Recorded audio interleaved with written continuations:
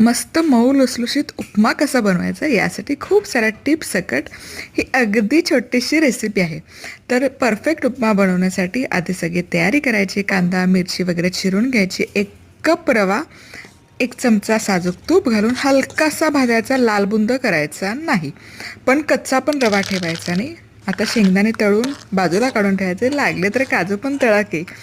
आता फोडणी घालायची, मोहरी जिरं, त्यामध्ये डाळी घालायच्या आवडीप्रमाणे आणि कांदा घालून कढीपत्ता घालून छान कांदा मऊ होईपर्यंत परतून घ्यायचा. सुकी लाल मिरची पण घालायची, थोडीशी त्याची वेगळीच चव ॲड होते. आता यामध्ये पाणी घालायचं, मीठ घालायचे आणि उकळी काढायची. या उकळलेल्या पाण्याची चव घ्यायची, म्हणजे मग काही मीठ वगैरे ॲडजस्ट करायचं असेल तर ते करता येतं. भाजलेला रवा घालायचा, व्यवस्थित मिसळून एक दणदणीत वाफ काढायची. बारीक चिरलेली कोथिंबीर घालून मस्तपैकी सर्व करायचं. कमाल. चला पटकन सबस्क्राईब पण करा.